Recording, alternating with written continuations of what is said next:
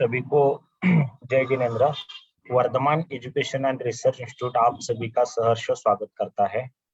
आदरणीय स्वाध्याय प्रेमी परम पूज्य संयम प्रीति जी महाराज साहब जी एवं शकुंतला जी चूड़िया मासी जी, इनके मुखारबिंद से उत्तर अध्ययन सूत्र लेशा का अध्ययन तथा विवेचन चल रहा है।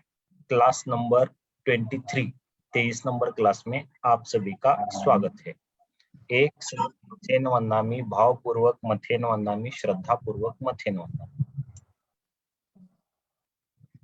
बोलिए शांतिनाथ भगवान की जय, आचार्य भगवंत की जय। नमो अरिहंताणं, नमो सिद्धाणं, नमो आयर्याणं, नमो वज्रायाणं, नमो लोहे सवसाहूणं। एसो पंच नमस्कारो सव पावकनाशनो,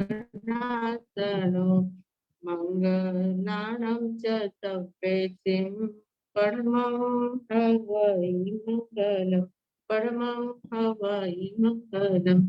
श्रीविंदर स्वामी महाराज आपकी आज्ञा, भगवान आपकी आज्ञा, गुरु गोविंद जी महाराज आपकी आज्ञा। उत्तराध्ययन सूत्र के 34वें अध्ययन लेशा अध्ययन पर विवेचन करने की आज्ञा चाहते हैं। जेह स्वरूप समझाविना पाम्यो दुख अनंत, समझाविते पद नमो श्री सद्गुरु भगवंत। समझाविते पद नमो श्री सद्गुरु भगवंत। परम आदरणीय, परम वंदनीय, परम पूजनीय 2400 तीर्थंकर भगवान तथा ज्ञानी, ध्यानी, त्यागी, तपस्वी समस्त ऊर्जा महापुरुषों के चरणों में भावपूर्वक वंदन। आराध्य गुरुदेव पूज्य श्री आचार्य भगवान तपसी जी महाराज साहब, पूज्य श्री माता जी महाराज साहब आदि समस्त उपकारी चरणों में भावपूर्वक वंदन। संस्कार भारती वाणी भूषण पूज्य श्री प्रीति सुधा जी महाराज साहब, पूज्य श्री अरुण प्रभा जी महाराज साहब के चरणों में भावपूर्वक वंदन। यहाँ उपस्थित सभी धर्म प्रेमी, श्रद्धावान, जिज्ञासु भाइयों तथा सुशील बहनों, लेशा अध्ययन 34वां अध्ययन है उत्तराध्ययन सूत्र का। इसके 11 द्वार हम देख रहे हैं। 11 द्वारों में से 8 द्वार हमारे पूरे हो चुके हैं। 9वां द्वार आज हम देख रहे हैं, स्थिति द्वार। स्थिति यानी क्या? स्थिति का अर्थ होता है अवधि। स्थिति यानी एक अवस्था में स्थित रहना। एक अवस्था में स्थित रहने की कितनी अवधि होती है उसको स्थिति कहते हैं। जैसे अभी हम मनुष्य पर्याय में हैं, मनुष्य अवस्था में हैं, तो मनुष्य अवस्था में कितने वर्षों तक रह सकते हैं, कितने दिनों तक रह सकते हैं, कितने समय तक रह सकते हैं, तो वो हमारी स्थिति हो जाएगी, मनुष्य भोग की वो स्थिति हो जाएगी। तो ऐसे स्थिति लेशाओं की भी होती है कि एक लेशा कितने समय तक एक भाव में कितने देर तक रह सकती है, कितने समय तक ज्यादा से ज्यादा रह सकती है और कम से कम कितने समय तक रह सकती है, उसके बारे में भी यहाँ डिटेल वर्णन किया गया है। ऐसे हम देखते हैं स्थिति जो होती है, एक अवस्था में कितने अवधि तक रहते हैं उसको हम स्थिति कहते हैं। तो ये स्थिति जो है, स्थिति के भी 2 प्रकार होते हैं। स्थिति 2 प्रकार की होती है। एक होती है भव स्थिति और दूसरी होती है काय स्थिति। उत्तराध्ययन सूत्र के ही 36वें अध्ययन में इसका डिटेल वर्णन आता है। हर एक जीव की भव स्थिति कितनी होती है, काय स्थिति कितनी होती है, उसका काफी डिटेल की चर्चा उसमें की गई है। अब ये भव स्थिति और काय स्थिति 2 प्रकार होते हैं। 2 प्रकार का अर्थ क्या होता है? काय स्थिति का अर्थ क्या होता है? तो काय स्थिति यानी क्या? काय यानी शरीर। एक शरीर में ही कितने बार बार जन्म मरण उसी शरीर में होना। मतलब जैसे पृथ्वी काय के जीव है, पृथ्वी काय के जीव है, पृथ्वी काय में ही जन्मते हैं, वापस मरते हैं, वापस पृथ्वी काय में ही जन्म लेते हैं, वापस मरते हैं, वापस पृथ्वी काय में ही जन्म लेते हैं। मतलब एक ही स्थान पर बार बार जन्म मरण जो करते हैं, मतलब वही काय उनको मिलती है। काय स्थिति का अर्थ क्या है? वही काय, पृथ्वी काय का पृथ्वी ही जिसका शरीर बनता है। एक ही शरीर बार बार मिलना उसको काय स्थिति कहते हैं। एक ही गति का एक ही शरीर बार बार मिलना उसको काय गति कहते, काय स्थिति कहते हैं। ऐसे मनुष्य का काय स्थिति मनुष्य की कितनी हो सकती है? मनुष्य मरकर वापिस मनुष्य बनना, मनुष्य मरकर वापिस मनुष्य बनना, ऐसा ज्यादा से ज्यादा 7 या 8 भव तक रह सकता है। 7 या 8 भव तक मनुष्य बार बार मनुष्य मरकर मनुष्य बन सकता है, उससे ज्यादा नहीं बन सकता। उसके बीच में फिर उसको कहीं दूसरा जन्म लेना पड़ता है, तिर्यंच में जाएगा, देवता में जाएगा या नारकी में जाएगा, जहाँ की उसकी जैसे आयुष्य का बंध होगा वैसा जाएगा। पर दूसरे गति का आयुष्य का बंधन लेकर वापिस फिर मनुष्य हो सकता है, पर मनुष्य होने के लिए फिर वापिस बहुत समय लगता है। तो मनुष्य की काय स्थिति कितनी हो जाती है? ज्यादा से ज्यादा 7-8 भव तक रहती है। पर तिर्यंच की जो स्थावर जो है, पृथ्वी काय है, अप काय है, देव काय है, वायु काय है, वनस्पति काय है, इन पांचों स्थावरों की स्थिति जो होती है वो अनंत समय तक वहां रह सकते हैं। काय स्थिति उनकी अनंत, किसी की असंख्यात समय तक रहती है, किसी की अनंत समय तक रहती है। वनस्पति काय की तो अनंत समय तक रहती है। बार बार वनस्पति में ही जन्म मरण करना, वहीं पर मरना, वहीं पर जन्मना, वहीं पर मरना, वहीं पर जन्मना, इसको काय स्थिति कहते हैं। वनस्पति काय का ही शरीर उनको बार बार मिलता है, किसी को अग्नि काय का शरीर ही बार बार मिलता है, किसी को वायु काय का शरीर ही बार बार मिलता है। तो ये जो एक ही शरीर बार बार मिलना, हर समय बीच में दूसरा कोई भव ही नहीं आना, उसी में जन्म मरण करना, इसको काय स्थिति कहते हैं। फिर दूसरी है भव स्थिति। भव स्थिति का अर्थ क्या होता है? भव यानी एक भव में कितने देर तक रह सकते हैं, एक ही भव की अपेक्षा से भव स्थिति होती है। भव स्थिति में बार बार जन्म मरण नहीं होता है। एक भव कितने, मनुष्य भव है तो मनुष्य भव में कितने देर तक रह सकते हैं, देवता का भव है तो देवगति में कितनी देर तक रह सकते हैं, नरक का भव है तो नरक गति में कितनी देर तक रह सकते हैं।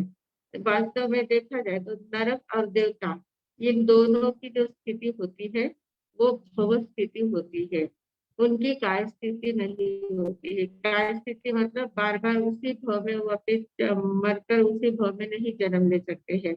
एक ही जो जितनी भव स्थिति है उतनी ही उनकी काय स्थिति रहती है, काय स्थिति उनकी अलग नहीं रहती है।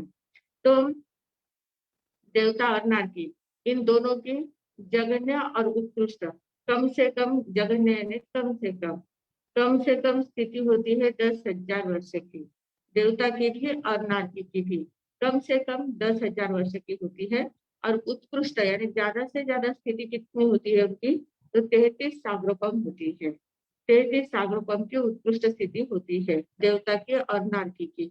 तो इन दोनों की स्थितियां इस प्रकार जघन्य और उत्कृष्ट है। फिर बीच वाले अंतर काफी उनके होते जाते हैं, अलग अलग स्थितियां होती जाती है। मतलब पहले नरकी की कितनी, दूसरे नरक की कितनी, चौथे तीसरे की कितनी, हर एक नरक की अलग अलग स्थिति बताई गई है। वैसे ही देवलोक की भी अलग अलग स्थितियां बताई गई है। पर सबसे कॉमनली अगर देखना है तो सबसे कम से कम 10,000 वर्ष और ज्यादा से ज्यादा 33 साग्रोपम 33 साग्रोपम तक उनकी स्थिति होती है। मतलब पहली नरकी की जघन्य 10,000 वर्ष है और सातवें नरक की उत्कृष्ट 33 साग्रोपम की है। वैसे ही मनुष्य की देवता की जघन्य स्थिति है। तो देवता की जघन्य मतलब जो मानवेंतर वगैरह जो देवता है उनकी जघन्य 10,000 वर्ष की होती है। और उत्कृष्ट देवता 33 मतलब पल्लव जो अनुत्तर विमान में रहने वाले सर्वात्म सिद्ध वाले जो देवता है उनकी उत्कृष्ट स्थिति 33 साग्रोपम की होती है। तो इस प्रकार इन दोनों का जघन्य और उत्कृष्ट बता दिया, बीच वाले की फिर अलग अलग स्थितियां होती है। वो सारा डिटेल वर्णन 36वें अध्ययन में आता है उत्तराध्ययन सूत्र पे। हरेक हरेक गति की स्थिति कितनी होती है वो सारा डिटेल वर्णन उसमें दिया है, जगन्य कितनी उत्कृष्ट कितनी है। पर हमें अभी ये देखना है कि जीवों की स्थिति नहीं देखना है, हमें लेशा की स्थिति देखना है। कौन सी लेशा कम से कम एक भव में कितनी देर तक रह सकती है और ज्यादा से ज्यादा कितने समय तक रह सकती है। तो उस भव की अपेक्षा से हमें लेशाओं की स्थिति देखना है। तो लेशाओं की स्थितियों का वर्णन 34 से लेकर 39वीं गाथा तक 6 गाथाओं में पूरी लेशा 6 लेशाओं के अलग अलग एक एक लेशा का वर्णन किया गया है, एक एक लेशा की स्थिति बताई गई है। और वो इतने डिटेल में व्यवस्थित बताई गई है कि ज्यादा से ज्यादा कितनी देर तक रह सकती है और कम से कम कितनी देर तक रह सकती है। तो वो जघन्य और उत्कृष्ट ये दोनों शब्द हमारे बहुत परिचित हो चुके हैं। हम बार बार जघन्य उत्कृष्ट बहुत बार उसका विश्लेषण कर चुके हैं। तो यहाँ 34वीं जो गाथा है, 34वीं गाथा में बताया है कि कृष्णलेशा, सबसे पहले कृष्णलेशा की स्थिति बता रहे हैं कि कृष्णलेशा एक भव की अपेक्षा से कम कितनी रह सकती है और ज्यादा से ज्यादा कितने देर तक रह सकती है। 34वीं गाथा जो है उसमें बताया है, मुहूर्तम तु जगन्नाथ दिशा सागरा मुहूर्त हिया उपकोसा होई थी नायबा किन्हले साए, नायबा किन्हले साए। कृष्ण लेशा की स्थिति नायबा यानी जाननी चाहिए, ज्ञातव्य यानी जाननी चाहिए। उत्कोसा होई थी, उत्कृष्ट स्थिति होती है, थी यानी स्थिति, उत्कृष्ट स्थिति होती है कितनी, 33 सागरा मुहूर्त हिया। पहले कहा मुहूर्तम तो जहन्ना, जहन्ना यानी जघन्य, जघन्य स्थिति कितनी होती है, मुहूर्तम तो मुहूर्तार्ध, अर्ध मुहूर्त यानी कि अंतर मुहूर्त, अर्ध मुहूर्त यानी आधा भाग नहीं करना है, जैसे एक मुहूर्त के 48 मिनट होते हैं तो मुहूर्तार्ध यानी 24 मिनट नहीं लेना है। मुहूर्तार्ध का अर्थ क्या होता है, अंतर मुहूर्त, अंतर मुहूर्त यानी एक मुहूर्त से कम, थोड़ा सा कम समय, मतलब अंतर मुहूर्त की जो परिमाण है, अंतर मुहूर्त का जो परिमाण होता है वो कैसे लिया जाता है, दो समय से लेकर, दो समय, एक समय तो सूक्ष्म समय हो गया, वो मुहूर्त में नहीं गिना जाता है, दो समय से लेकर आगे जाकर एक मुहूर्त में एक समय कम, मतलब 48 मिनट में एक समय कम, दो समय से लेकर 48 मिनट में एक समय कम, इतना जो समय होता है उसको अंतर मुहूर्त कहते हैं, उतने समय को अंतर मुहूर्त कहते हैं। फिर उसमें 5 मिनट भी आ सकते हैं, 10 मिनट भी आ सकते हैं, 20 मिनट भी आ सकते हैं, 45 मिनट भी आ सकते हैं, 47 मिनट भी आ सकते हैं, और उनसे कम कुछ समय भी गिनती कम ज्यादा हो सकती है। तो इतना अंतर मुहूर्त का समय होता है। तो कहा कि जगन्य स्थिति जो है वो अंतर मुहूर्त की होती है, अंतर मुहूर्त यानी 48 मिनट में एक समय कम का समय जितना होता है। और फिर कहा 33 सागरा मुहूर्त किया, उत्कोसा हुई थी, उत्कृष्ट स्थिति कितनी है, 33 सागरपम, 33 सागरा यानी 33 सागरपम, 33 यानी 33 सागरोपम, सागरोपम मुहूर्त किया, मुहूर्त किया यानी अहिया यानी अधिक, मुहूर्त यानी एक मुहूर्त अधिक, मतलब 33 सागरोपम और उसके साथ एक मुहूर्त अधिक तक कृष्णलेशा की स्थिति होती है। एक भव की अपेक्षा से कृष्णलेशा की स्थिति कितनी सही है, 33 सागरोपम। सागरोपम का अर्थ हमने देखा था, सागरोपम का अर्थ क्या होता है, सागर की उपमा जिसको दी गई है, सागरोपम का बहुत लंबा चौड़ा हिसाब है, वो हिसाब हम करने जाए तो हमारे दिमाग काम नहीं करेगा, कंप्यूटर भी हमारा काम नहीं कर सकता, इतना लंबा चौड़ा समय उसका सागरोपम का होता है। तो हम शॉर्ट में इतना ही समझ ले कि सागर की उपमा दी जाती, जैसे सागर में अथाह जल होता है, उसकी गणना करना बहुत मुश्किल हो जाता है, उसकी गिनती हम नहीं कर सकते, उसको नाप नहीं सकते, वैसे ही समय की गिनती भी हम नहीं कर सकते, इतना लंबा चौड़ा जो समय है उसको एक सागरोपम कहते हैं। और ऐसे 33 सागरोपम, 33 सागरोपम का जितना समय होता है बहुत लंबा समय होता है, तो उस समय तक कृष्ण लेशा कंटिन्यू रह सकती है। अब हमने तो अभी लेशाओं का वर्णन देखा था, लेशाओं के वर्णन में हमने क्या देखा था कि लेशा सतत परिवर्तनशील रहती है, क्योंकि परिवर्तित होती है, हमारे जैसे मन के विचार परिवर्तन होते जाते हैं, मन में कभी शुभ परिणाम आते हैं, कभी अशुभ परिणाम आते हैं, कभी कृष्ण रेशा के भाव आते हैं तो कभी शुक्ल रेशा के भी भाव आते हैं, मन का परिवर्तन तो बार बार होते रहता है।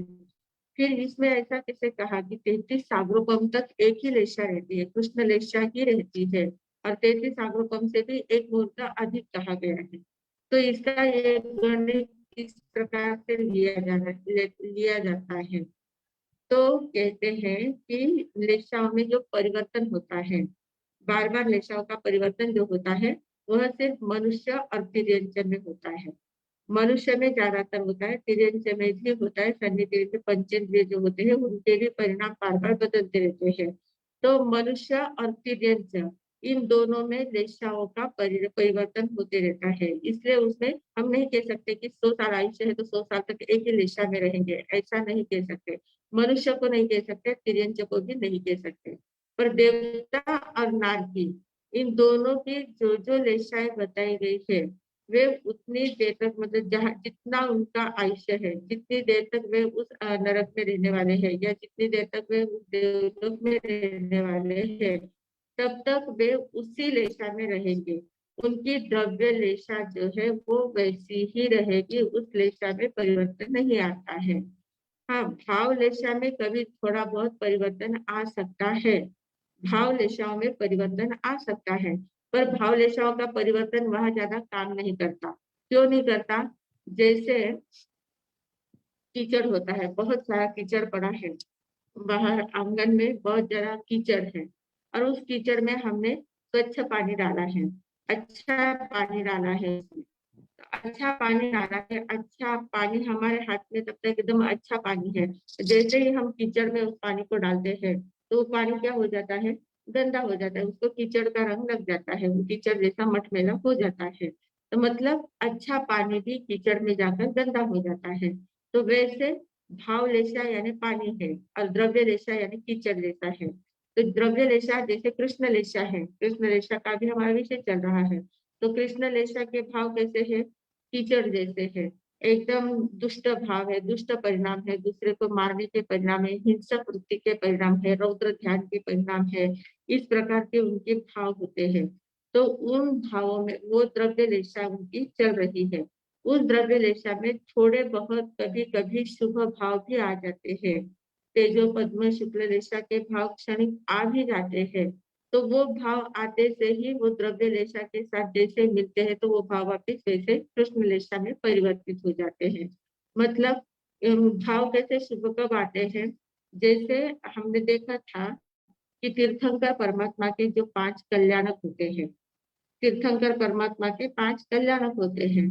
तो जिस समय तीर्थंकर के कल्याणक होते हैं, तो उस समय तीनों लोक में एक अलग प्रकार का आनंद, उत्साह, एक अलग प्रकार का प्रकाश फैल जाता है। मतलब उनका ये अतिशय होता है, उनकी ये विशेषता होती है तीर्थंकर की, कि उनका जितना जो भी उनके जन्म है, चवन है, या दीक्षा है, या केवल ज्ञान है, या निर्वाण है, पांचों कल्याणकों के समय उनके जीवन में जब जब ये कल्याणक घटित होते हैं, तो उन कल्याणकों के द्वारा, कल्याणकों के समय तीनों लोक में उनकी ऊर्जा ऐसे फैलती है कि तीनों लोक में एक प्रकाश का अनुभव होता है, शांति का अनुभव होता है, आनंद का अनुभव होता है। और वो आनंद सिर्फ उस समय नारकी के जीवों को मिलता है, वो भी क्षणिक होता है, थोड़ी देर के लिए। एकदम से उनको एकदम शांति मिलती है, आनंद मिलता है, प्रकाश प्रकाश जैसा लगता है, क्योंकि नरक में तो पूरा अंधकार रहता है, कुछ भी दिखता नहीं है। पर जैसे ही इन तीर्थंकरों का कल्याणक रहता है, उस समय वहां पर थोड़ा सा प्रकाश हो जाता है। तो उन लोगों को पहली बार प्रकाश दिखता है और प्रकाश का अनुभव होता है, आनंद की अनुभूति होती है। तो उस समय उनके भाव थोड़े से शुभ हो जाते हैं, उस समय थोड़े से भाव शुभ होते हैं, पर वो एकदम क्षणिक रहते हैं। वो भाव जैसे ही द्रव्य लेशा में परिवर्तित होते हैं, तो द्रव्य लेशा उनकी कृष्ण लेशा ही होती है।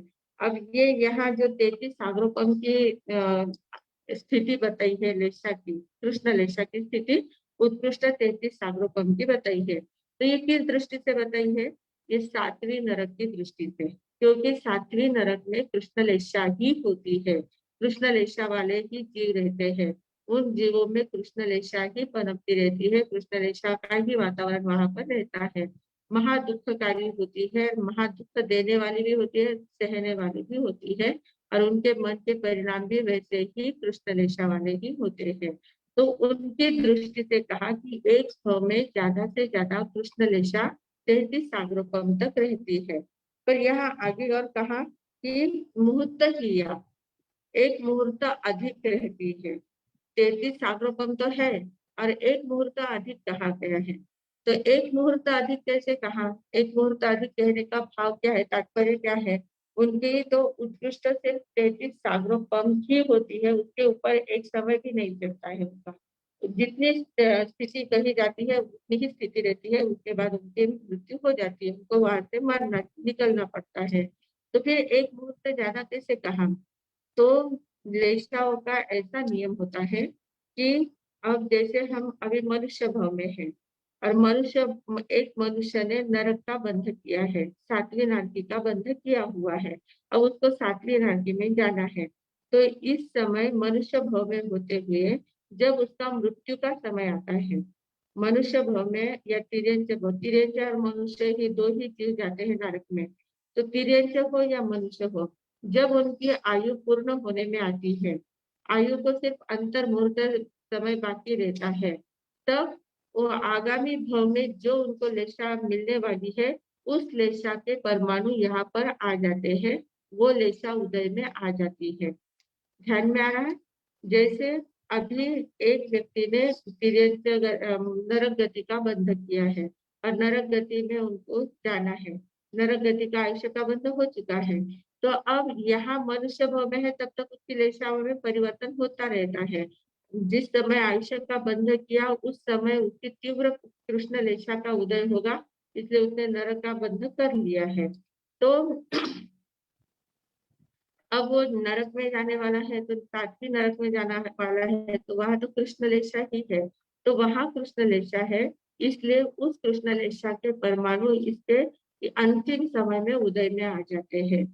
वो लेशा उसको लेने के लिए आती है, जैसे वो लेशा उसको लेने के लिए आती है, तो इनके अंतिम समय में, मृत्यु के अंतिम समय में, अंतर मुहूर्त समय में वो इतना कृष्ण लेशा से भर जाता है, उसका चेहरा, उसका शरीर का रंग ढंग पूरा कृष्ण लेशामय बन जाता है, उसका ओरा पूरा काला हो जाता है, आभा मंडल जो है वो भी पूरा काला हो जाता है और एकदम भयानक ऐसा उसका चेहरा दिखने लग जाता है, एकदम से पूरा कृष्ण लेशा में भर जाता है। उसके शरीर में अगर ताकत है तो वो कृष्ण लेशा तुरंत वो व्यक्त भी कर सकता है। उस समय जो भी सामने दिखेगा उसको भी डांटेगा, उसको बोलेगा, उसको मारने का प्रयास करेगा, बहुत सारे ऐसे कृष्ण कृत्य करता रहेगा। और अगर उसके शरीर की स्थिति नहीं है कुछ हलचल करने की, या कुछ एकदम इतना बीमार है कि वो उठ बैठ नहीं पा रहा है, तो उसके हाव भाव पूरे कृष्ण लेशा में बन जाते हैं। ऐसी दुष्ट लेशा उसकी चलती है कि उसके शरीर से एक एक शरीर का अंग उसका दुष्टता का अनुभव कराता है। हमें ध्यान में आ जाता है कि इतनी उसको वेदना भी हो रही है और वेदना के साथ उसके परिणाम भी इतने ज्यादा निकृष्ट तरीके के हो गए हैं। तो ये कृष्ण लेशा वहां से शुरू हो जाती है, अंतर मुहूर्त पहले ही शुरू हो जाती है, मनुष्य भव के अंतिम समय में या तिर्यक के अंतिम समय में। तो ये अंतर मुहूर्त पहले ही शुरू हो जाती है, इसलिए ये अंतर मुहूर्त अधिक कही गई है। और नारकी का भव जैसे ही पूर्ण होता है, नरक का भव, सातवीं नरक का भव 33 सागरोपम का पूर्ण हो चुका है, तो वहां से वो तिर्यंच गति में जाएगा। नरक से निकलने वाला जो, सातवीं नरक से निकलने वाला जो सिर्फ तिर्यंच गति में ही जाता है, वो मनुष्य तक नहीं हो पाता, तो तिर्यंच में ही जाएगा। तो तिर्यंच में जाएगा तो जहाँ जैसे ही तिर्यंच गति में वो जन्म लेता है, तो तिर्यंच गति में जाते से ही उसकी वो वापिस कृष्ण लेशा ही रहेगी, जिस लेशा में मरता है उसी लेशा में जन्मता है। तो नारकी का जीव कृष्ण लेशा में ही मरेगा, सातवीं नारकी का जो जीव है वो कृष्ण लेशा में ही मरता है। तो कृष्ण लेशा में मरता है, तो आगे जैसे ही वो जन्म लेता है, वहां उसकी उदय जन्म के बाद अंतर मुहूर्त तक वही लेशा रहती है, कृष्ण लेशा ही रहती है। मतलब नरकी के जन्म के पूर्व भव में, मतलब मनुष्य या तिर्यंच के भव में, वहां भी पूर्व भव में अंतिम समय में कृष्ण लेशा ही रहती है। और दूसरे उत्तर भव में, मतलब नरक का भव पूर्ण होने के बाद वापिस जब तिर्यंच भव में जाएगा, वो उत्तर भव कहलाता है, उसके बाद का भव है ना, तो उसको उत्तर भव कहते हैं। तो उस उत्तर भव में भी उसको वही लेशा काम करेगी, अंतर मुहूर्त तक वही लेशा रहेगी। मतलब दोनों जन्म जन्म और मृत्यु के समय, यहाँ से जन्म होने से पहले और मृत्यु होने के बाद, दोनों समय अंतर मुहूर्त तक वो कृष्ण लेशा रहती है। इसलिए यहाँ कहा कि मुहूर्त हिया, यानी मुहूर्त हिया, यानी यहाँ एक मुहूर्त नहीं लेना है, अंतर मुहूर्त ही लेना है। दोनों ओर अंतर मुहूर्त होते हैं तो भी उनको अंतर मुहूर्त ही कहलाता है, क्योंकि अंतर मुहूर्त के बहुत सारे प्रकार होते हैं। एक समय का भी अंतर, 2 समय का भी अंतर मुहूर्त होता है, 10 मिनट का भी होता है, 15-20 मिनट का भी होता है, 40 मिनट का, 47-48 मिनट तक का, 48 मिनट में एक समय कम तक का भी पूरा अंतर मुहूर्त ही होता है। तो अंतर मुहूर्त में दोनों ओर अंतर मुहूर्त होता है, तो वो अधिक है, अंतर मुहूर्त अधिक कहा गया है। मतलब 33 सागरोपम मुहूर्त हिया, 33 सागरा मुहूर्त हिया, 33 सागरा मुहूर्त हिया। तो उत्कृष्ट स्थिति उनकी कितनी होती है कृष्णलेशा की? 33 सागरोपम और एक मुहूर्त अधिक, यानी अंतर मुहूर्त अधिक होती है। तो इस प्रकार इसमें मुहूर्त कृष्णलेशा का कहा गया है। अब कृष्णलेशा 7वीं नरक में तो है, 7 नरक है ना, 7 नरक में सिर्फ 3 लेशाएं होती है। नारकी में सिर्फ 3 लेशाएं होती है। 3 कौन सी? कापोत, नील और कृष्ण, 3 ही लेशाएं होती है। तीनों अशुभ लेशाएं हैं, वो तीनों अशुभ लेशाएं 7 नरकों में विभाजित की जाती है। जैसे पहले नरक से लेकर तीसरी नरक तक कपुत लेशा होती है, पहले नरक से लेकर तीसरी नरक तक कपोत लेशा होती है, वो थोड़ी सी शुभ होती है, मतलब थोड़ी सी उससे अच्छी है, कृष्ण से थोड़ी अच्छी होती है।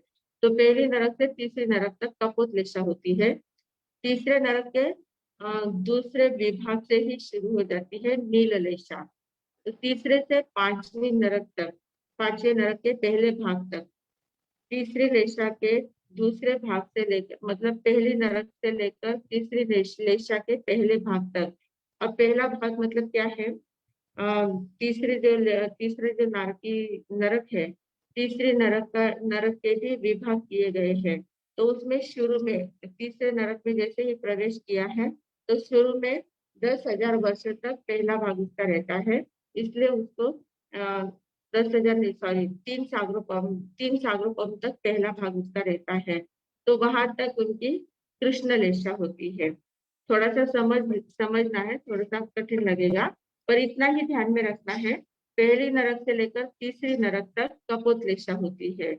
फिर तीसरी नरक के दूसरे भाग से लेकर 5वीं नरक के पहले भाग तक नील लेशा होती है।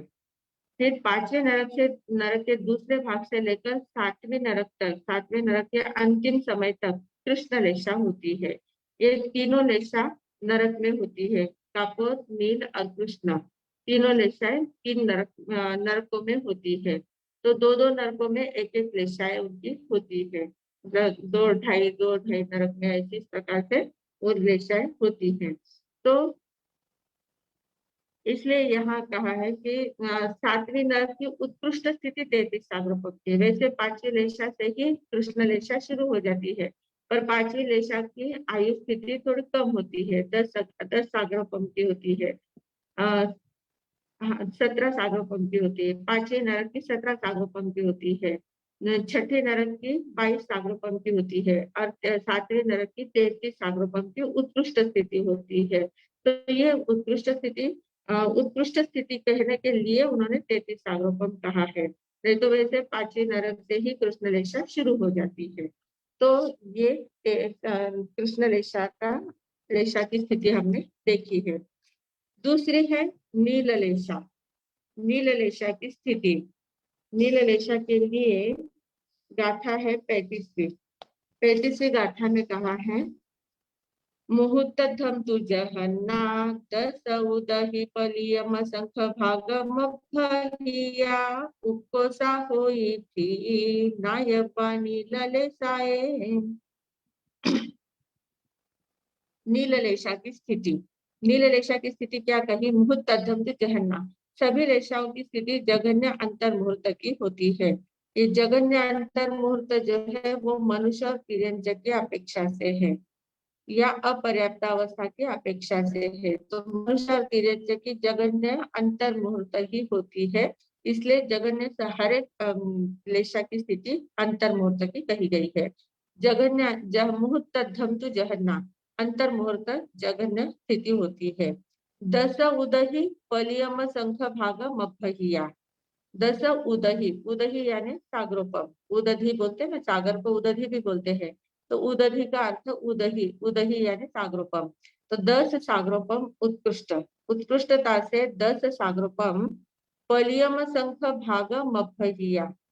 पलियम संख भाग मतलब क्या? पल्योपम का असंख्यातवा भाग।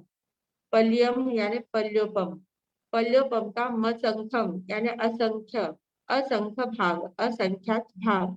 मभ्हिया, मभ्हिया यानी अधिक कही गई है। 10 सागरोपम और अधिक पल्योपम का असंख्यातवा भाग।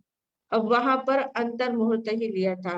मुहूर्त, मुहूर्त मुहूर्त मुहूर्त हिया कहा था। सागर 33 सागर मुहूर्त हिया यानी वहां पर एक मुहूर्त अधिक कही गई थी। और यहाँ क्या कहा है? पल्यम संख्य भाग मुख्य, पल्योपम का असंख्यातवा भाग अधिक कहा गया है।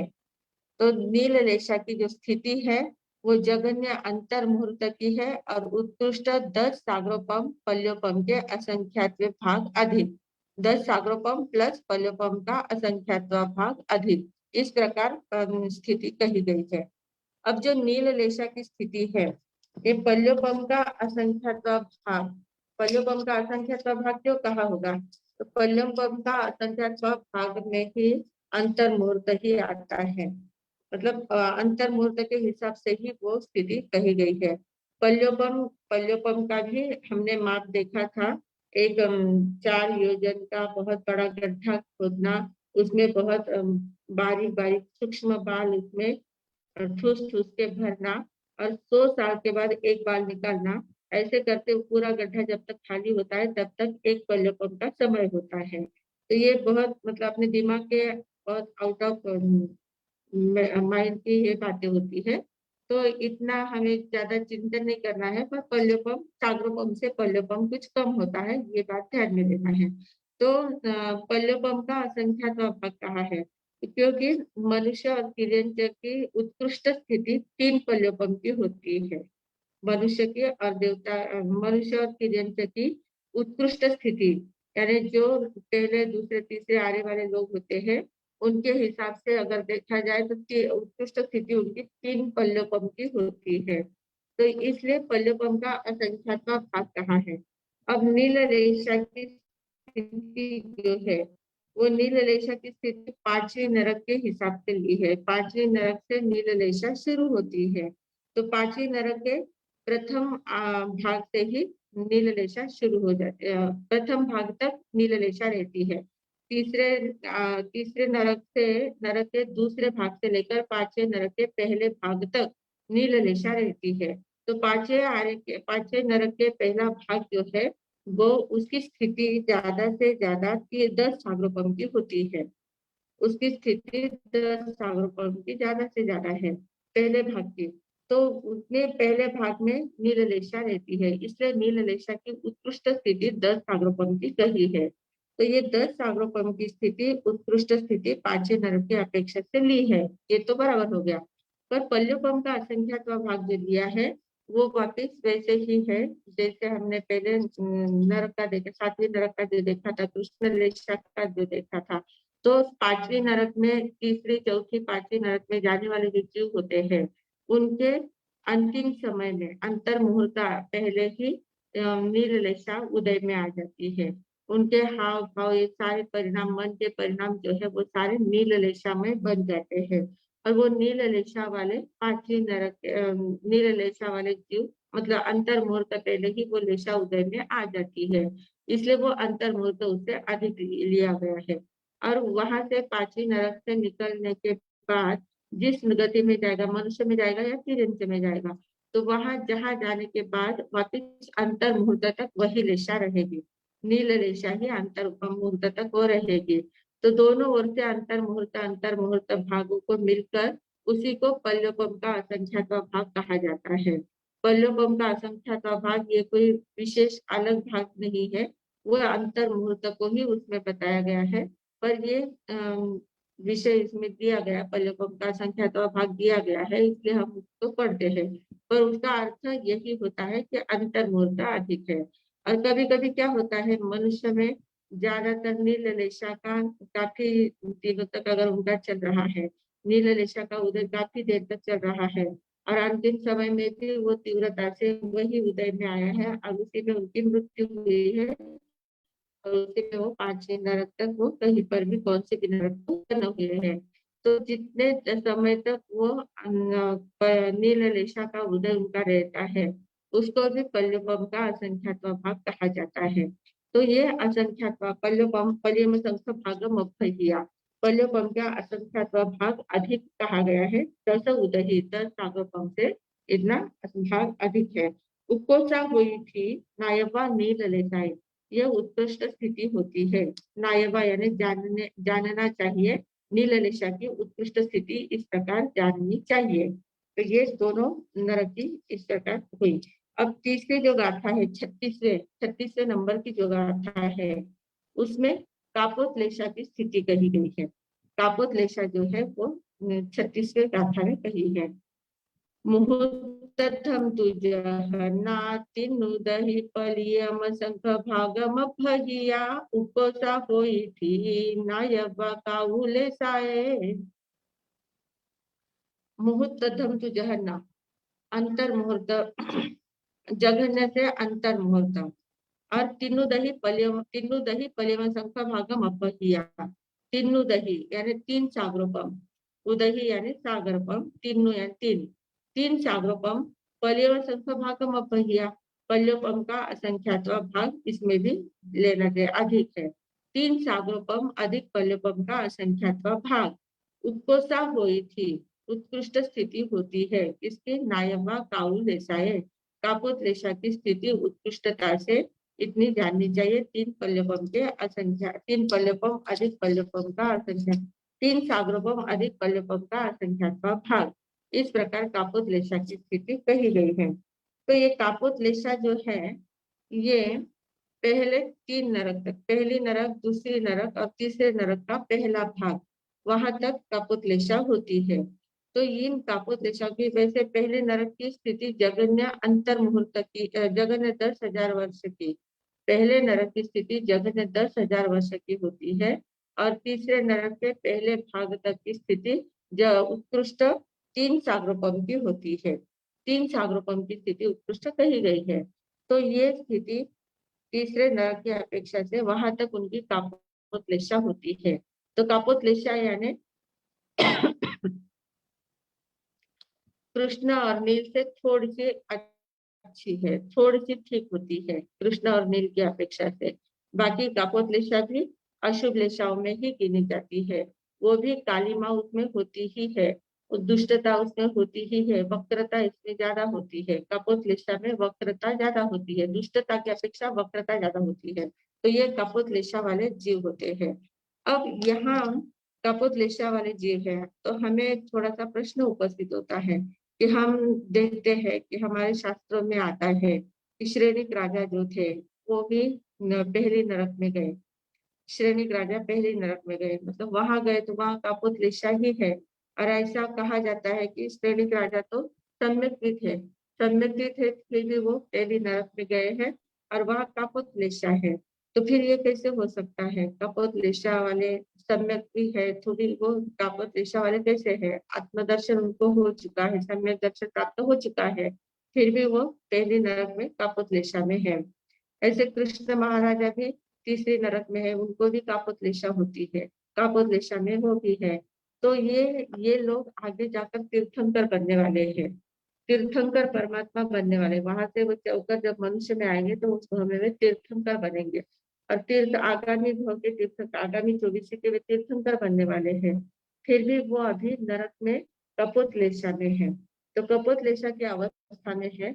तो ये कपोतलेशा उनकी जो है वो द्रव्य रेशा वहां पर है। द्रव्य रेशा क्योंकि वातावरण वैसा ही है, नरक की स्थिति है और अशुभ कर्मों का बंध हुआ है, तो अशुभ कर्मों को भोगने के लिए वहां उस वातावरण में रहना जरूरी है। तो वे उस वातावरण में वहां रहते हैं कपोतलेशा में ही, उनके परिणाम कपोतलेशा जैसे ही होते हैं। पर फिर भी उनको सम्यक दर्शन प्राप्त हुआ है। तो सम्यक दर्शन प्राप्त होने के कारण से वे भले ही शरीर से उनकी कापोतलेशा झलकती है, कापोतलेशा का वातावरण रहता है, कापोतलेशा में उनका जीवन रहता है, फिर भी वे अंतर से जागरूक होते हैं। वहां पर रहते हुए भी अंतर से वे जागरूक है। कपोतलेशा के वातावरण में रहते हुए भी वे इतने ज्यादा अशुभ कर्मों का बंधन नहीं करते हैं। क्यों नहीं करते हैं? क्योंकि वो अलग, उनको भेद ज्ञान हो चुका है। शरीर अलग है, आत्मा अलग है, मैं अलग हूँ, शरीर अलग है। दोनों उनका भेद ज्ञान हो चुका है। और उनका सम्यक्त्व भी कैसा है? क्षायिक सम्यक्त्व है। क्षायिक सम्यक्त्व यानी वो कभी वापस मिटने वाला नहीं है। तो वो सम्यक्त्व उनकी, वो तार उनकी, एक तार ही उनकी चालू ही है। अंतर से वो अनुभूति की एक तारी उनकी चालू होती है। अंतर के आनंद का आस्वाद वे लेते रहते हैं। बाहर में भले ही दुखमय वातावरण है, पूरा वातावरण एकदम क्लेशमय है, एकदम जैसे कहते हैं ना कीचड़ में कमल है, कीचड़ में रहते हुए कमल जैसा होता है। तो ये कीचड़ में पूरा वातावरण है और उसमें वे कमल जैसे अलिप्त रहते हैं। उनकी आत्मा जो है वो कमल जैसे अलिप्त रहती है। तो कर्म बंध उनका वहां हो रहा है और वो बहुत कम कर्म बंध होता है, मतलब बहुत चिकना कर्म नहीं बनता है। और साधारण कर्म बनता है जो परिवर्तित हो सकता है, उद्वर्तना अपवर्तना उसमें बहुत जल्दी हो सकती है। इस प्रकार के कर्म उनके बंधते हैं। तो वे लोग सम्यक भी है, क्षायिक सम्यक भी है, फिर भी नरक में कपोतलेशा में वे जीते हैं। तो कपोतलेशा में हमें प्रश्न उपस्थित होता है कि शायद सम्यक तो अगर प्राप्त हो चुका है और सम्यक को तो नरक का बंध होता ही नहीं है। सम्यक को नरक, तिर्यंच, त्रिवेद आदि बहुत सारी 16 बातें होती है, वो तो बंध होते नहीं है। फिर वो कैसे नरक में गए? तो नरक में इसलिए वो गए क्योंकि सम्यक तो प्राप्त होने से पहले ही उन्होंने आयुष्य का बंध कर लिया था। सम्यक प्राप्त होने से पहले उन्होंने आयुष्य का बंध कर लिया था। और आयुष्य भी कैसा बांधा था? सैनिक राजा ने तो कैसा आयुष्य बांधा था? उनका आयुष्य बंध जो हुआ था वो 7वीं नरक का आयुष्य का बंध हुआ था। इतना गाढ़ा बंधन उन्होंने बांधा था। कब बांधा था उसकी हमने एक बार चर्चा की थी। वो सैनिक राजा जब तक वो भगवान महावीर के संपर्क में नहीं आए हुए थे, वो अपने आप में राज्य में और राजपुरा में उसी में आसक्त थे और उनको शिकार करने का बहुत ज्यादा शौक था। शिकार करने के लिए वो बहुत ज्यादा जाते थे, जंगलों में जाते थे और निरीह पशु पक्षी जो होते थे उनको मारना, उनको बाणों से उनको बींधना उनका बहुत बड़ा शौक था।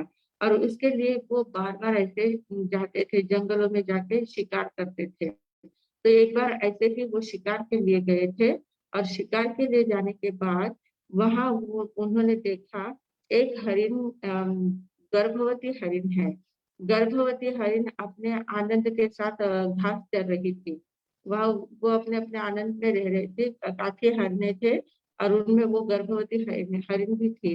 और वो सभी अपने अपने मौज मजा में आनंदमय जीवन वो बिता रहे थे। क्योंकि हर एक जीव जहाँ भी जन्म लेता है, जिस भाव में जन्म लेता है, जिस अवस्था में वो जन्म लेता है, वो वहीं पर रममान हो जाता है, वही अवस्था उसको अच्छी लगने लग जाती है। जैसे हम मनुष्य में है तो हमको मनुष्य भाव एकदम अच्छा लगता है। कोई तिर्यंच में चला जाता है तो तिर्यंच में जाने वाला जीव तिर्यंच अवस्था में ही एकदम आनंद मनाता है। उंबरा तले कीड़े मकोड़े उंबरी करती लीला, ऐसा मराठी में एक भजन आता है कि जग है बंदीशाला। ये पूरा जग कैसा है? बंदीशाला के समान है। और यहाँ जो भी जन्म लेता है वो जहाँ जन्म लेता है वो वहीं पर रममान हो जाता है, वहीं पर उसको आनंद आने लग जाता है और वहां से वो निकलने की इच्छा नहीं करता है। जहाँ जन्म लेता है जीव वहां से वो निकलने की इच्छा नहीं करता, इतना ज्यादा उसमें रममान हो जाता है। तो ऐसे ही ये किरण जो थे ये अपने जिंदगी में एकदम आनंद में थे, मस्ती में रहते थे, एकदम हंसते खेलते थे। उनका उनका जैसा भी खेलने का वातावरण जैसा था, स्पोर्टली जैसा उनका वातावरण था, उसमें वे आनंद ले रहे थे। और ये सैनिक राजा एकदम शिकार के लिए गए और इन्होंने ऐसा बाण छोड़ा कि उनके एक बाण से वो जो गर्भवती हिरनी थी उसके पेट में वो बाण चला गया।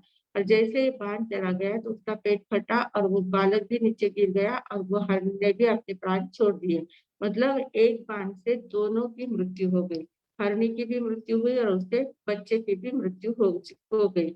अब दोनों की मृत्यु हो गई, यहाँ तक तो ठीक है। पर इसके बाद सैनिक राजा ने क्या किया?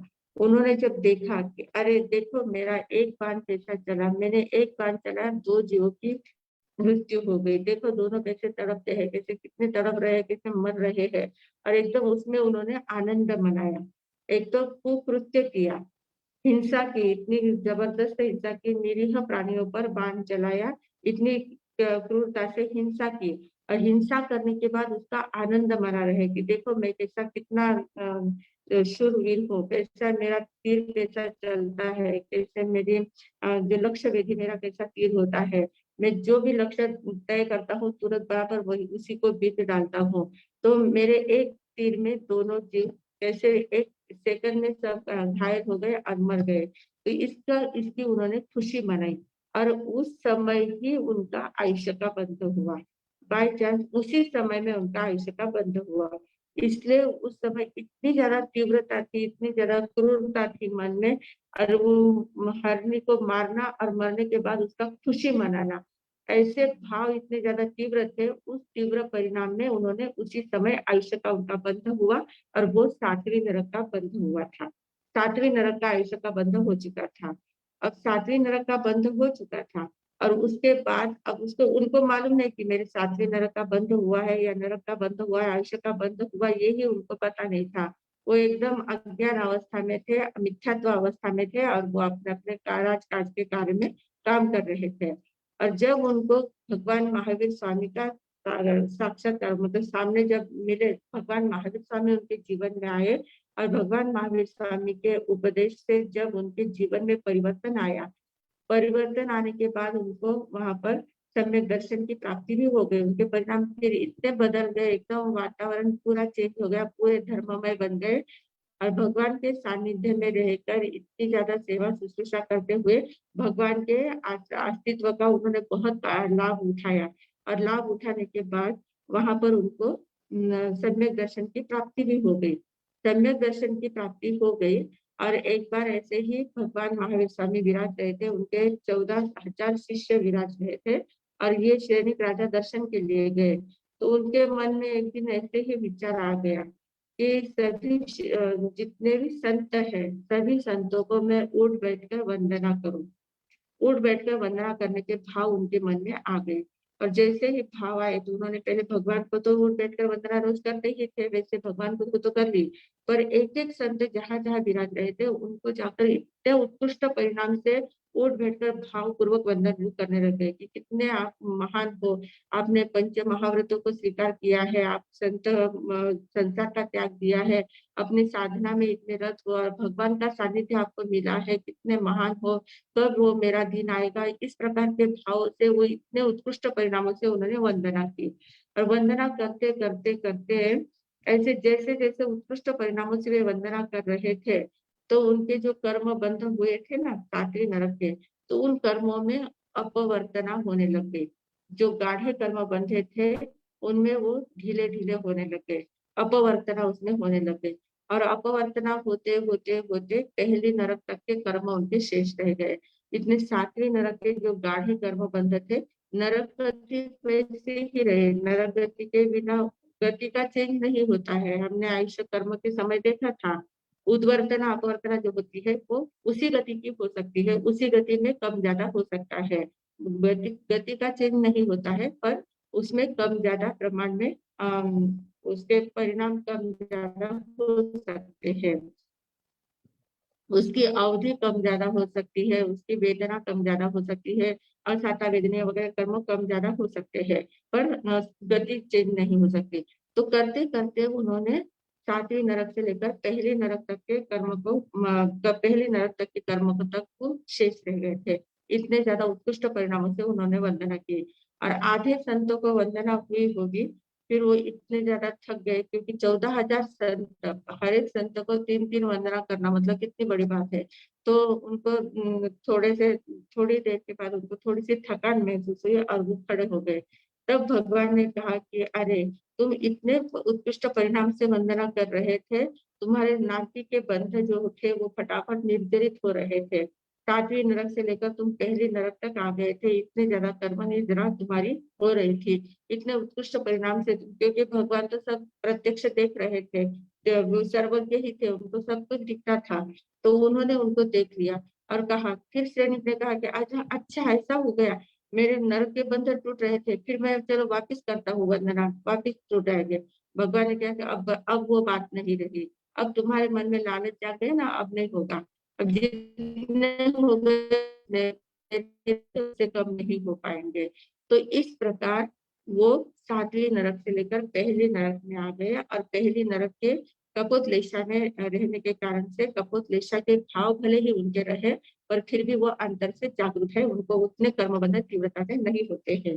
तो हमारा समय बहुत हो चुका है। तो आज हमने 3 लेशाएं देखी। कृष्ण लेशा की स्थिति उत्कृष्ट 33 सागर पंक्ति और एक मुद्दा थी। नील लेशा की 10 सागर पंक्ति और पल्लव पंक्तियां असंख्य भाग आदि, और कापोत लेशा की स्थिति 3 सागर पंक्ति और उत्कृष्ट पल्लव पंक्तियां असंख्य भाग आदि। तो ये तीनों लेशाओं की हमने स्थिति देखी है, जगन्य और उत्कृष्ट। कल अवसर आने पर जो तेजो पद्म शुक्ल लेशाएं है उनकी स्थिति देखेंगे, और वो कहाँ कहाँ की होती है, कहाँ कहाँ कैसे कैसे होती है, उसका जैसे भी विश्लेषण होगा कल अपन देखेंगे अवसर आने पर। आज समय पूर्ण हो चुका है। ओम शांति।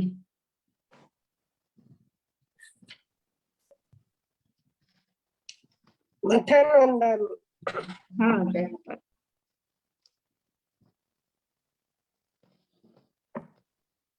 लेशा में हम 11 द्वार देख रहे थे और आज हमने नवा द्वार देखा।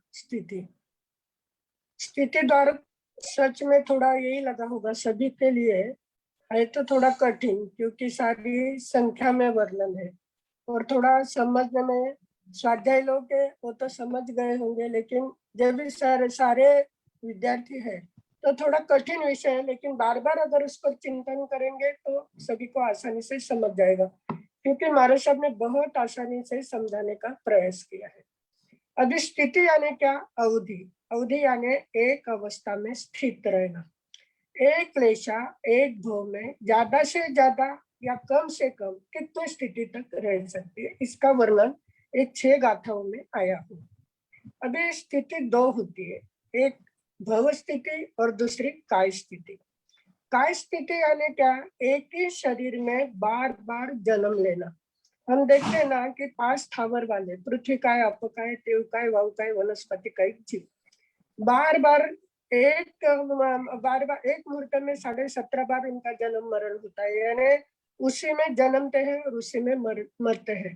तो क्या हो गई उनकी काय स्थिति कि एक ही शरीर में बार बार जन्म लेना, मरना और उसी में जन्म लेना, मरना और उसी में जन्म लेना। और शरीर एक, लेकिन शरीर की जो स्थिति है, शरीर एक ही गति का एक ही बार मिलना, उसे भव स्थिति कहते हैं। अभी मनुष्य के है मनुष्य को भी काय स्थिति 7-8 बार मिलती है।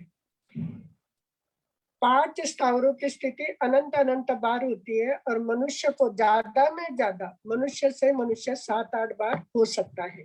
एक मनुष्य का आयुष्य पूरा होने के बाद पुनः मनुष्य का जन्म लेना, इसे 7-8 बार हो सकता है। लेकिन ये जो 5 स्थावर है बार बार उसी में जन्म मरण करते हैं।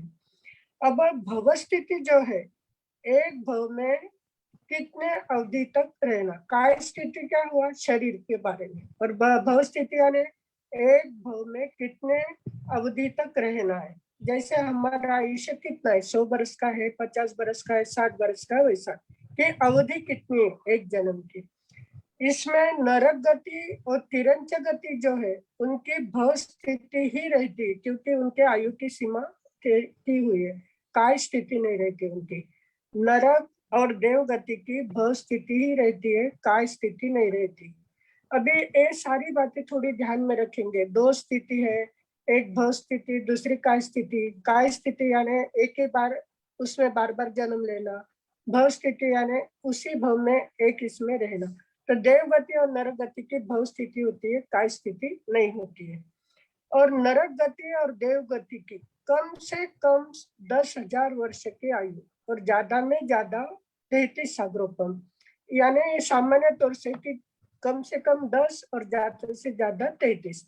फिर भी अभी एक 7वें नरक क्या है, तो हर एक देवलोक की स्थिति अलग अलग होती है, हर एक नरक की स्थिति भी अलग अलग होती है।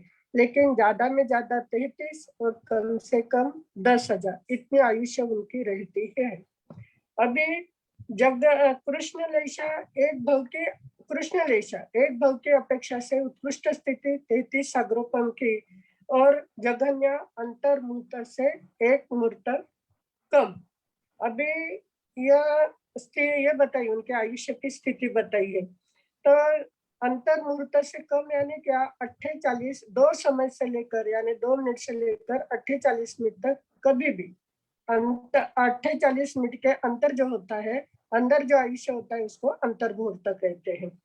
अभी सागरोपम इसका जैसे सागर का कोई हम माप नहीं सकते, उसी प्रकार इतने इतने अनंत अनंत वर्षों के आयुष्य है कि उसका हम कुछ ये नहीं लगा सकते, क्योंकि पल्योपम का बताया है, सागरोपम का अगर हम देखते हैं समझाने के लिए उन्होंने कहा है, फिर भी हमारे दृष्टि से बहुत ज्यादा गहरा है। तो हम इतना ही समझे कि अनंत अनंत वर्ष की उनकी आयुष्य होती है।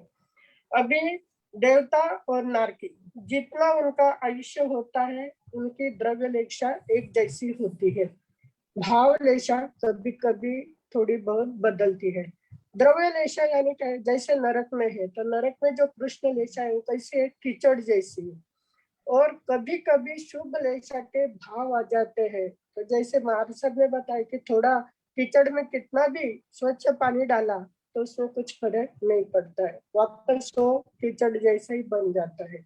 लेकिन तीर्थंकर के कल्याण के समय तीनों लोक में जब प्रकाश होता है, जब उनकी ऊर्जा फैल जाती है, तभी नारकी जीवों के वहां पर भी क्या होता है, प्रकाश होता है, उनको थोड़ी देर के लिए क्षणिक शांति मिलती है, तब उनके थोड़े भाव बदलते हैं, लेकिन वो क्षणिक है, वापस वो कैसे हो जाते हैं, कृष्ण लेशा वाले यानी अशुभ लेशा वाले बन जाते हैं। अभी 7वीं नरक में कृष्ण लेशा ही होती है, वो महादुखकारी, इसलिए 7वीं नरक की लेशा 33 सागरोपंक्ति होती है। अभी यहाँ पर एक मूर्त अधिक क्यों कहा है कि लेशा का नियम है कि जैसे मनुष्य ने नरक गति का बंध बांध लिया, तो जब आयु पूर्ण होने वाली है तो उस समय जहां उसको जाना है, वहां के परमाणु, लेशा के परमाणु उसके अंदर पहले ही एक अंतर मुहूर्त पहले ही आ जाते हैं, इसलिए एक मुहूर्त ज्यादा कहा है।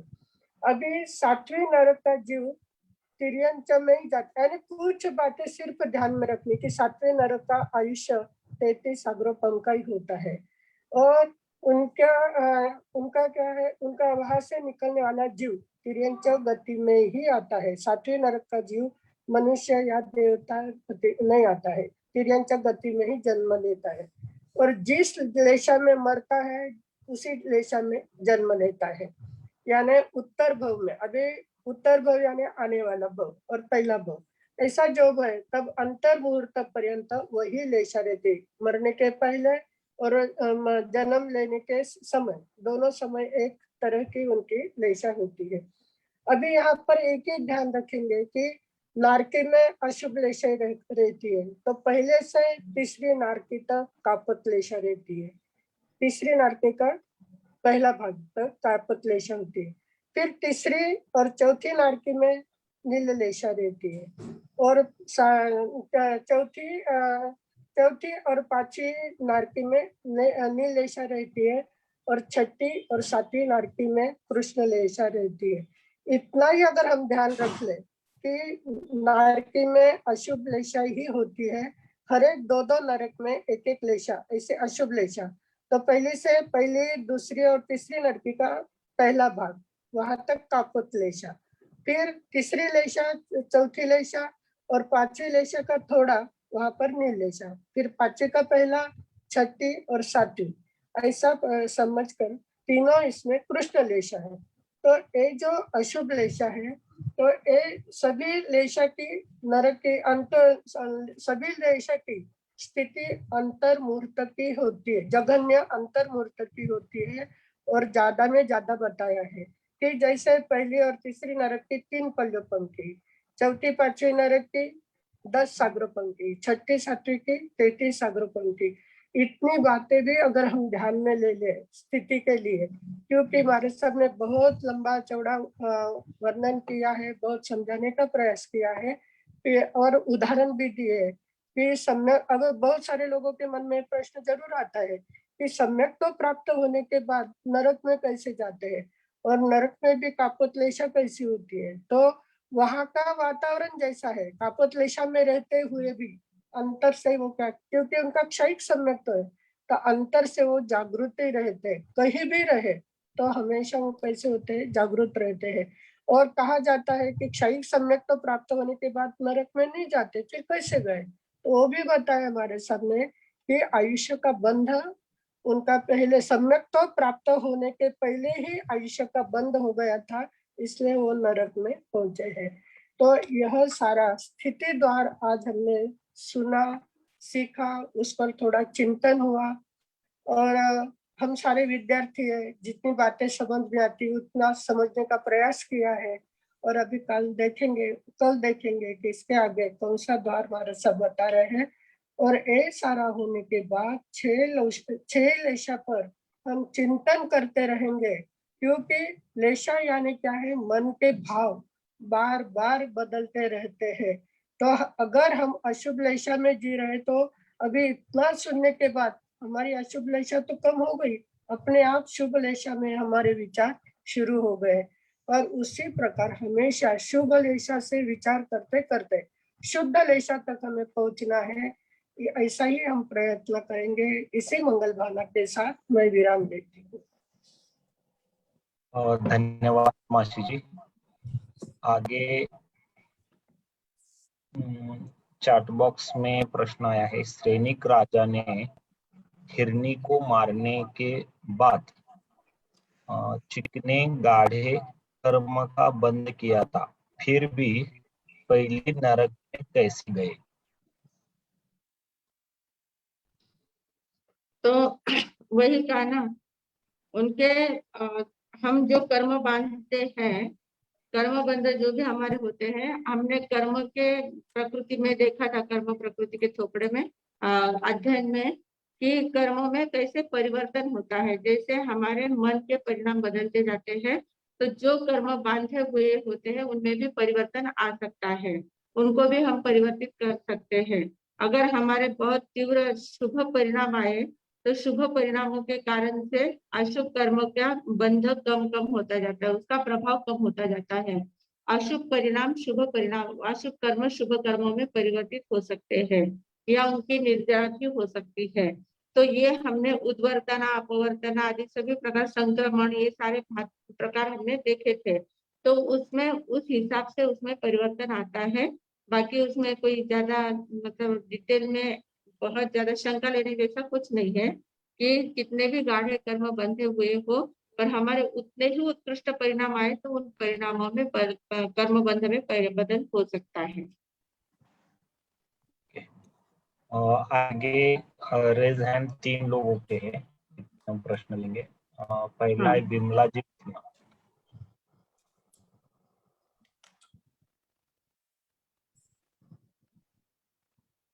हाँ विमला जी बोलिए। हाँ, मथेन वंदा विमारसा।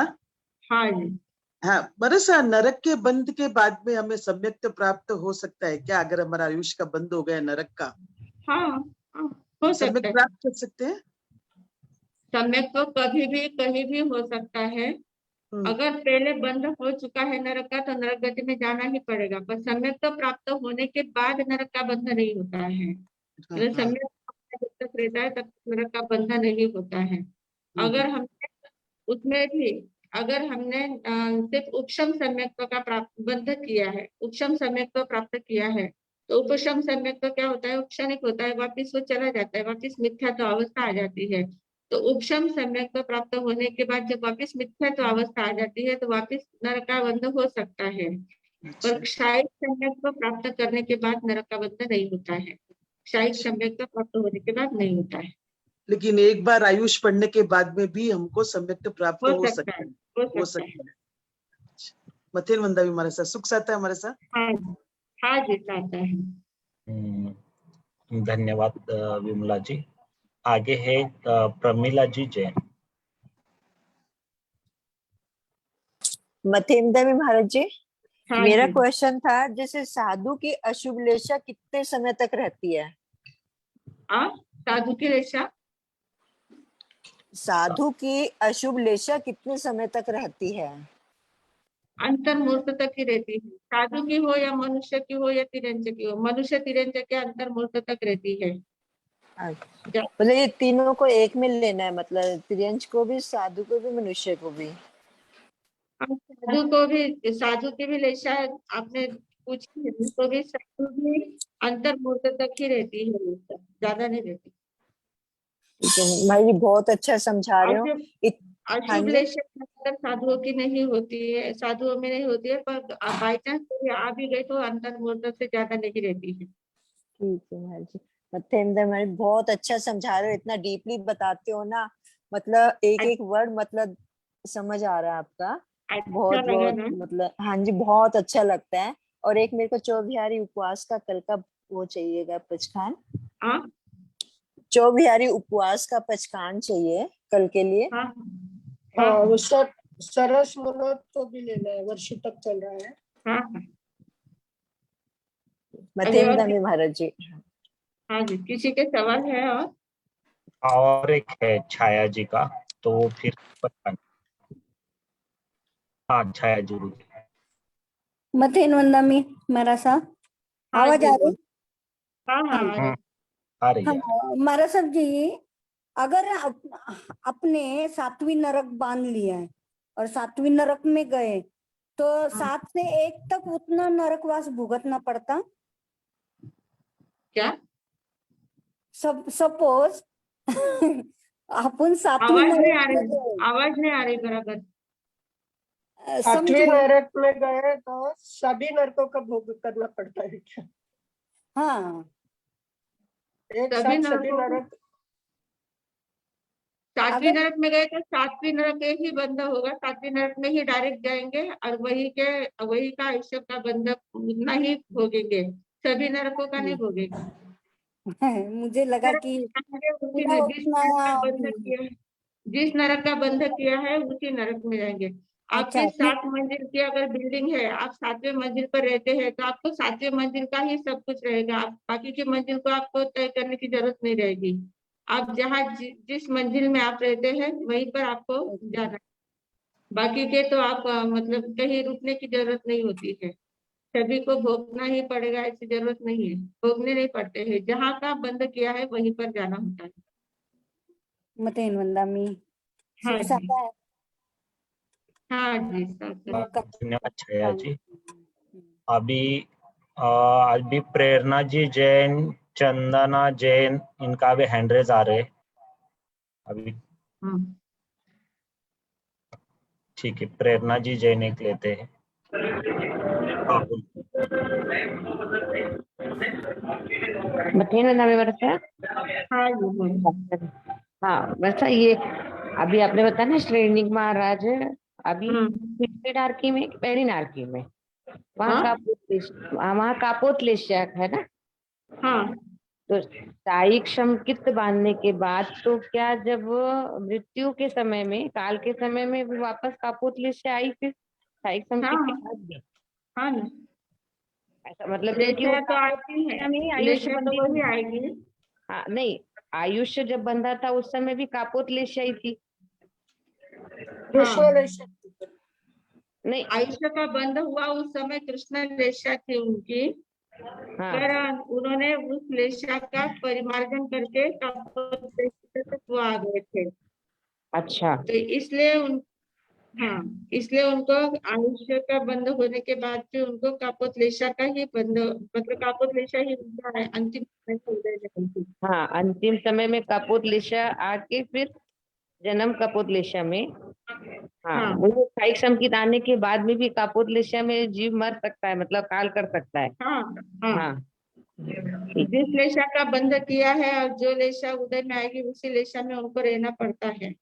हाँ ये मतलब ये पहले पढ़े थे ना अपन कि जिस लेशा में आयुष्य का बंध होता है, तो हाँ काल के समय में भी उसी लेशा में ही मतलब भाव रहते हैं, और जन्म भी, अगला जन्म भी उसी में होता है। हाँ ऐसे ही है ना? बराबर। बराबर ना? हाँ चुप था मेरा। हाँ जी साथ में। हाँ ठीक बता। धन्यवाद प्रेरणा जी। आज तुम्हारा सब्जेक्ट बचकान और मंगल। हाँ। ओम शांति शांति शांति। पहले उपवास के पचकान करवा देते हैं।